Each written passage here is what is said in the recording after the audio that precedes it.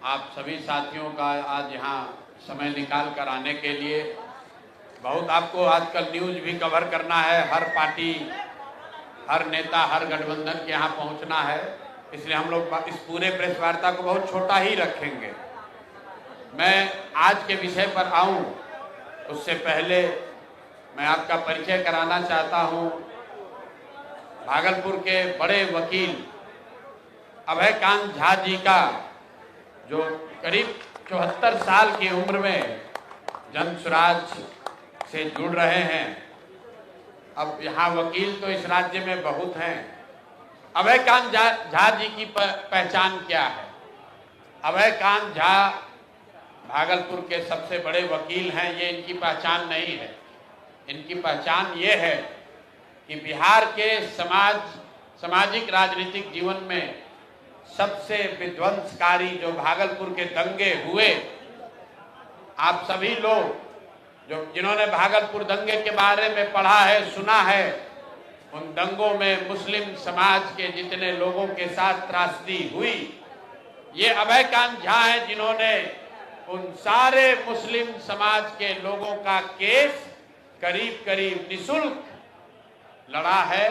और पिछले 30 वर्षों में 850 मुस्लिम परिवार जिनको सरकार ने, व्यवस्था ने उनके हाल पर छोड़ दिया, इसी अभयकांत झा ने अपने सरस्वती की दी हुई कृपा से, अपने विद्वता से न सिर्फ उन 850 परिवारों को बचाया, उनको वहां रिहेबिलिटेट कराया, सरकार से मुआवजा दिलाया।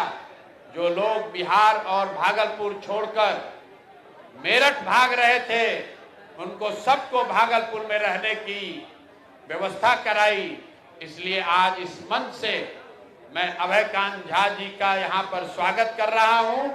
और 75 साल में इन्होंने जो नहीं किया, इन्होंने आज तक राजनीति में कदम नहीं रखा। बड़े बड़े दल और नेता गए, आपको बता दें, यहाँ सनातन की बात करने वाले बता रहे थे अभय जी, विश्व हिंदू परिषद के लोग इनके पास गए कि आप ब्राह्मण हैं, आप मुसलमानों का केस क्यों लड़ रहे हैं, लेकिन अपने विचार से ये हिले नहीं और 75 साल में कभी राजनीति में कदम नहीं रखा। आज जनसुराज के इस व्यवस्था परिवर्तन के अभियान का हिस्सा बन रहे हैं। हिस्सा ही नहीं बन रहे हैं, जैसे भीष्म पितामह ने गांडी उठाई थी, वैसे भागलपुर से जनसुराज के उम्मीदवार भी होंगे। तो एक बार इनका तहे दिल से शुक्रिया कर रहा हूं, इनका अभिनंदन कर रहा हूं। बाकी मैं आपको सिर्फ 2 बात बताऊंगा। सूची बनाने और जारी करने की जिम्मेवारी राज्य के इस पार्टी के नेताओं की है, लेकिन जो हम लोगों ने वादा किया था कि जिस समाज की जितनी संख्या है उसको उतनी भागीदारी जरूर दी जाएगी। और सिर्फ जाति के आधार पर नहीं, हमने कहा था कि जनसुराज में हर समाज से अच्छे लोग निकाल कर लाएंगे और जब बहुत सारे लोग हो जाएंगे तो उसमें से तय किया जाएगा कि हर समाज का अच्छा आदमी इसका भागीदार बने। तो जब 243 की सूची पूरी होगी तो शायद ही कोई बिहार का समाज बचेगा जिसकी भागीदारी नहीं होगी।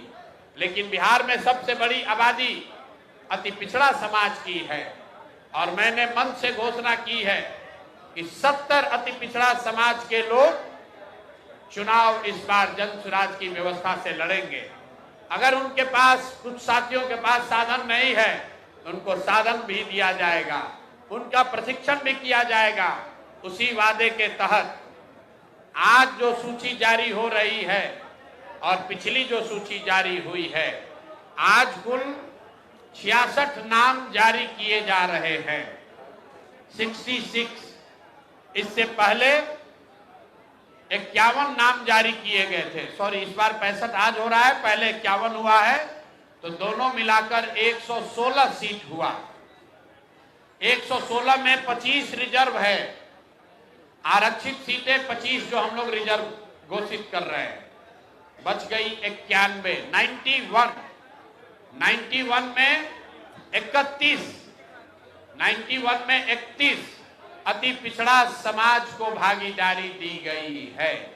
बिहार के इतिहास में किसी मेन स्ट्रीम पार्टी ने आज तक अति पिछड़ा समाज के लोगों को इतनी बड़ी भागीदारी कभी नहीं दी है।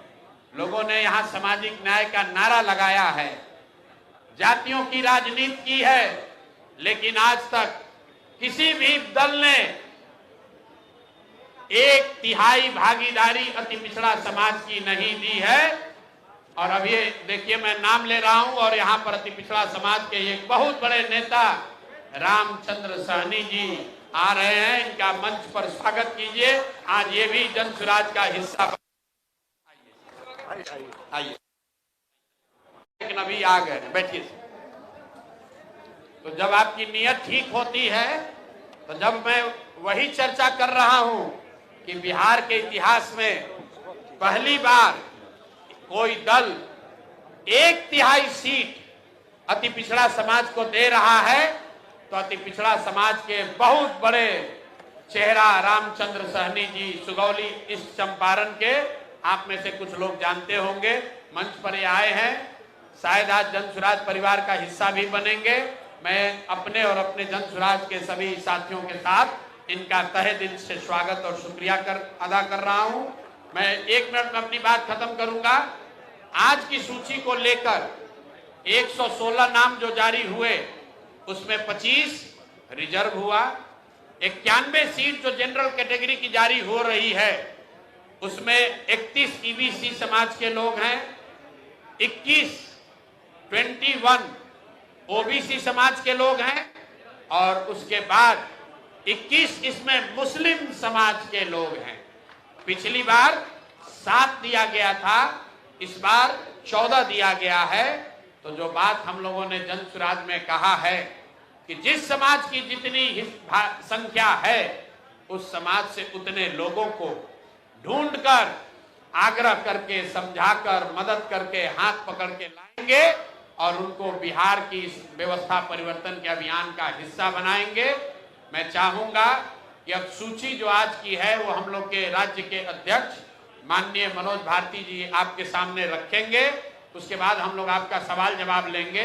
अगर आपकी सबकी अनुमति हो तो 2 लाइन रामचंद्र सहनी जी से ये अपनी बात रखेंगे, और अभय जी कैसे इन्होंने 850 भागलपुर के दंगे से पीड़ित मुस्लिम परिवारों के लिए इन्होंने कैसे मदद की है, और अपना परिचय अगर ये 2-2 मिनट दे देंगे तो हम सब उसके लिए अनुग्रहित होंगे। बहुत बहुत धन्यवाद।